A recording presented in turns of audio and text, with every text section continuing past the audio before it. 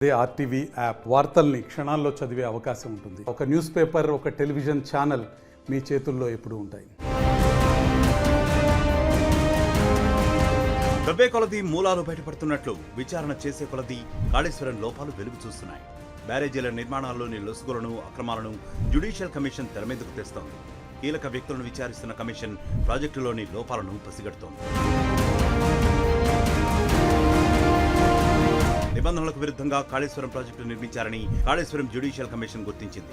తాజాగా కేంద్ర జలశక్తి శాఖ సలహాదారుడు వెదిరే శ్రీరామ్ను, బీఆర్ఎస్ హయాంలో సీఎం సెక్రటరీగా పనిచేసిన స్మితా సబర్వాల్ ను కమిషన్ విచారించింది. కాళేశ్వరం ఎత్తిపోతల పథకం కింద డిజైన్లకు కేంద్ర జలవనరుల సంఘం ఆమోదం లేదని శ్రీరామ్ స్పష్టం చేస్తే, కాళేశ్వరం ఫైల్ కేబినెట్ ముందుకు గానీ సీఎంఓ వద్దకు గానీ రాలేదని స్మితా తెలియజేశారు. ఏ ప్రాజెక్టు నిర్మించాలన్నా సరైన ఇన్వెస్టిగేషన్లు జరగాలని శ్రీరామ్ వెల్లడిస్తే, కేబినెట్ ముందుకు రాని, చర్చించని ఏ ఫైల్ కూడా సీఎంఓకు రాదని స్మితా స్పష్టం చేశారు.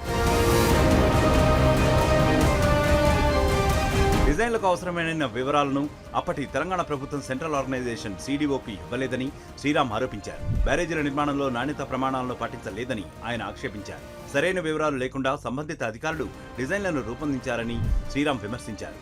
కాళేశ్వరం ప్రతిపాదనలు మాత్రమే కేబినెట్ ముందుకు వచ్చాయని, దానికి సంబంధించిన జీవోను కేబినెట్లో పెట్టలేదని స్మితా తెలిపారు. జీవో 776 కు అప్పటి ఇరిగేషన్ శాఖ మంత్రి ఇచ్చిన అనుమతి ఫైల్ కూడా సీఎంఓకు రాలేదని ఆమె తేల్చి చెప్పారు. కాళేశ్వరం ప్రాజెక్టుకు సీఎం అప్రూవల్ ఇచ్చారా అని కమిషన్ ప్రశ్నించగా, ఆ విషయం తనకు తెలియదని స్మితా దాటవేశారు.